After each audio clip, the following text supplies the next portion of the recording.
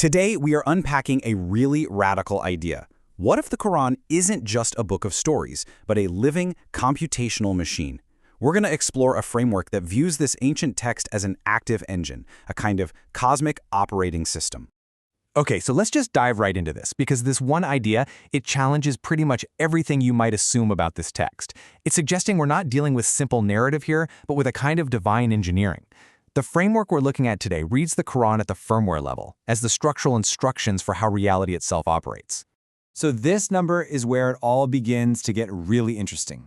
A topological analysis, which is basically a way of mapping connections between ideas, found that a staggering 96.3% of the Quran's verses are all interlocked in one single massive network. Now, what does that mean? It means a text isn't like a line of dominoes, where one verse just follows the next. No, it's way more like a code of chainmail. If you pull on any single ring, the entire structure shifts with it. It's all connected. Right, so if it's a machine, you've got to ask, what's its operating system? Well, this framework proposes there's a core engine that governs absolutely everything. It's a fundamental law that just repeats itself at every single scale. They call it the 237 engine. And let's be really clear here. This isn't just some clever metaphor. According to this model, this is the literal firmware that processes existence, transformation, and memory. You can think of it as the fundamental cycle of how things come to be, how they take on a specific shape, and how they ultimately complete their purpose. So let's break down exactly what those numbers mean. So the engine kicks off with the number 2, which is represented by the term razim.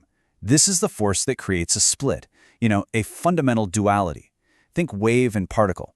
Then comes 3, the rahim. This is what gives that split a structure, a form, a set of governing laws. And finally, you have 7, the Rahman, which ensures the whole cycle completes and returns right back to its origin, with absolutely nothing lost along the way. It's this perpetual motion, split, formation, and return, over and over again. Okay, so every engine needs an ignition switch, right? That first turn of the gear to get everything moving?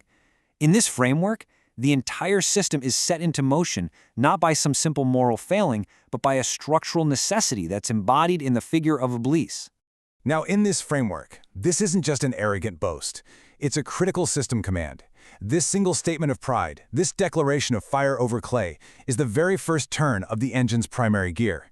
It's the initial spark of inequality that creates the tension the entire cosmic system is designed to resolve. So in this view, Iblis isn't a bug in the system, he's a feature. He is the razim split personified. His loyal disobedience is actually a required function. It creates two paths out of a single point, which kicks off the cosmic test and generates the friction that drives the entire machine. So how does this abstract engine actually work in practice? Well, it becomes crystal clear when you see it run a full cycle. And honestly, there's no better case study for this than the story of Pharaoh, who acts as this perfect, large-scale echo of that initial pride. It's like this. Iblis represents that hidden internal pride, the unseen structural potential for error. But Pharaoh, he takes that exact same fire over clay premise and he externalizes it. He makes it a visible, physical system of power, an entire kingdom built on that same foundational illusion. And this just brilliantly illustrates the engine's mechanical nature. Step 1, the ultimate claim of pride. Step 2, an attempt to physically build that pride, a literal tower of illusion from fire and clay. Step 3, the system mechanically rebounds. The illusion born in fire pride dies in a water collapse. And then Step 4, a permanent physical proof is left behind for everyone to see. And that final step, the proof, is presented in this framework as the most stunning validation of the entire engine. It's a piece of the code that doesn't just execute in ancient times, but in our own. The text itself is so explicit here. It literally states that the purpose of preserving Pharaoh's body isn't for his own sake. It's to serve as a physical sign, an anchor in time for all future generations who would come after him. And this right here is the climax of the argument. The text makes a falsifiable claim. It says a body would be preserved as a sign.